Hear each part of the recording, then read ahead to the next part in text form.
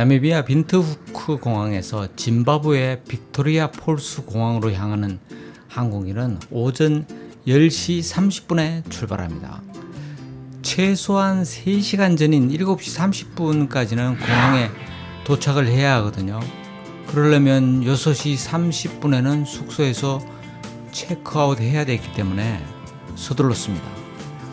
숙소에서 빈트후크 호세아 쿠타코 국제공항까지 43.5km, 구글 지도 기준으로 한 40분 정도 거리지만은 이게 낯선 곳이라서 항상 이럴 때는 안전하게 서두르는 게 좋습니다. 공항에 가는 길은요, 편도 1차선임에도 교통량이 별로 많지가 않아요. 그래서 운전하기에 불편함은 없습니다. 열대 초원인 사바나가 끝없이 펼쳐진 길을 따라 새벽에 운전하면서 그때 떠오르는 일출을 바라보는 것도 또 다른 감동입니다.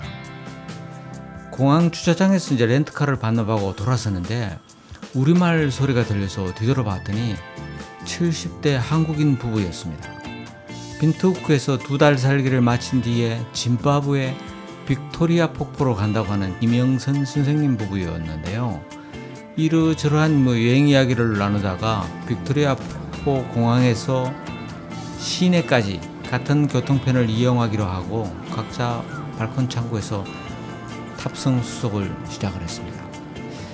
내가 탑승한 게 디스커버리 에어라인은요, 독일 루프트한자 그룹 산하의 항공사로 주로 이제 지중해, 북미, 아프리카, 카리브해 등 휴가 여행객을 위한 맞춤형 서비스에 특화된 항공사이고요. 저가형 항공사는 아닙니다. 빈트후크에서 빅토리아 폭포에 가려면 비싸지만 빠른 항공편과 저렴하지만 불편한 버스 중에 하나를 선택해야 합니다. 버스 이용은 오후 2시 반에 출발해서 다음날 오후 2시 15분에 잠비아 리빙스턴에 도착하고 짐바브웨 빅토리아 폴스 국경에는 오후 3시에 도착하는 인트케이프라고 하는 남아공 버스가 있습니다. 비용이 한 66,000원 정도 됩니다. 나는 하루 24시간을 꼬박 침대도 아닌 의자에 앉아서 이동할 엄두가 나지 않아서 항공편을 이용했습니다. 빅토리아 폭포는 짐바브웨 빅토리아 폴스와 잠비아 리빙스턴을 통해서 접근할 수가 있는데요. 두 도시 모두 국제공항을 가지고 있습니다. 하지만 그 리빙스턴은요, 직항편이 없어서 고려하지 않았고 빅토리아 폴스의 경우 하루에 2편 정도 직항이 있는데 가격이 30만원 중반대로 아주 비쌌습니다. 나는 버스를 이용하면 고생하지만 절약할 수 있고 항공편을 이용하면 조금 비싸지만 편하기에 여러 나라를 이제 어느 거를 선택할까 고민하다가 스위스 인터내셔널 에어라인 사이트에서 27,000원에 직항하는 항공편을 찾았어요. 실제 운항은 이제 디스커버리 에어라인이라는 낯선 항공사였어요.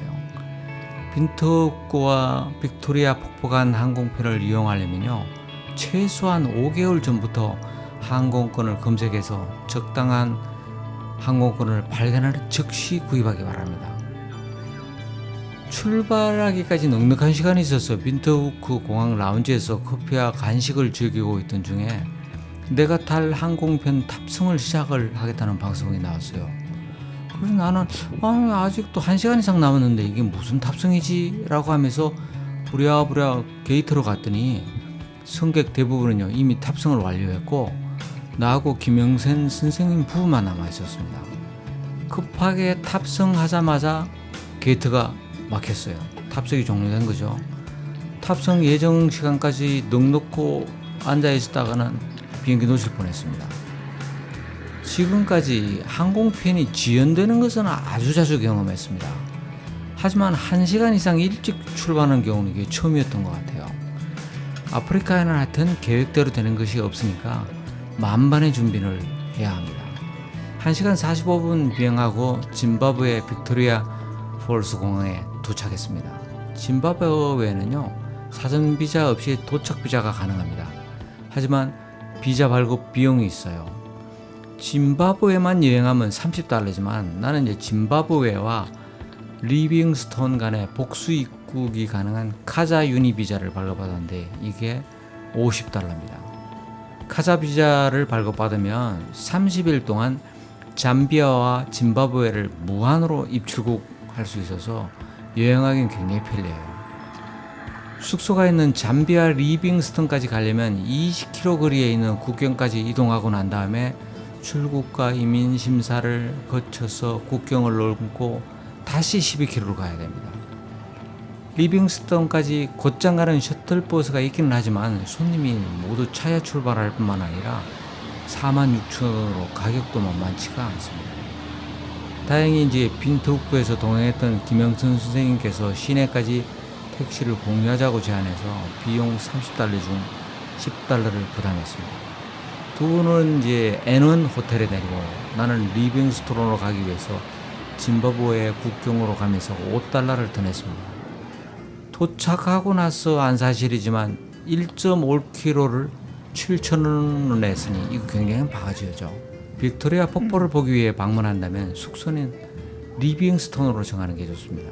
왜냐면요, 짐바브웨는요 아프리카임에도 숙소뿐만 아니라 택시비 등 모든 것이 아주 비쌉니다.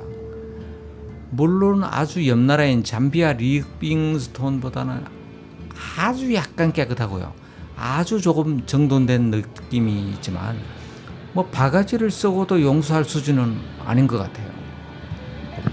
빅토리아 펄스에서 숙소가 있는 리빙스톤으로 가려면 국경을 넘어야 됩니다. 나는 비자 기간 중에 국경을 무한으로 넘을 수 있는 비자를 받았기 때문에 국경 넘는 데 문제가 없습니다. 먼저 짐바브웨 측 국경에서 출국 도장을 찍었습니다. 그리고 잠비아 측 국경에서 입국 도장을 찍기 위해서는 빅토리아 대교를 넘어야 합니다. 가다 보면요, 길가에 개코 원숭이인 바분이 여기저기 있는 걸 보면 진짜 아프리카구나 라고 느낍니다. 국경 건너에서 약 10분을 걸으면 솟아오르는 수증기가 보이고 굉음이 들립니다.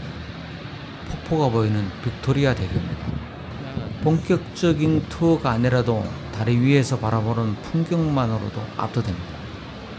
잠시 다리 위에 머물러서 내일 본격적인 투어에 느낄 만한 감동을 미리 맛봤습니다. 잠비아 국경 건너에서 입국 확인을 받은 후 택시로 예약한 숙소에 도착했습니다. 졸리보이 백패커라는 호텔인데요, 여러 명이 숙소를 공유한 저렴한 게스트하우스와 약간 비싼 별도의 객실을 선택할 수 있습니다. 숙소 로비에는요, 누워서 책을 볼 수 있는 소파가 여러 개 놓여 있고 전 세계에서 찾아온 여행자들이 여기저기 휴식하고 있습니다. 나도 짐을 풀고 그곳을 찾았습니다. 그런데 어디서 많이 보던 실루엣 청년이 보여서 우리말로 인사를 했더니 대구에서 왔다는 대학생 김재홍이었어요. 졸업하기 전 많은 경험을 하고 싶어서 아프리카를 여행 중이라는 이 청년과 며칠을 함께 하면서 재미있는 에피소드를 만들었습니다. 그 이야기는 다음 편에 이어가겠습니다. 구독과 좋아요, 알림 설정, 댓글 부탁합니다.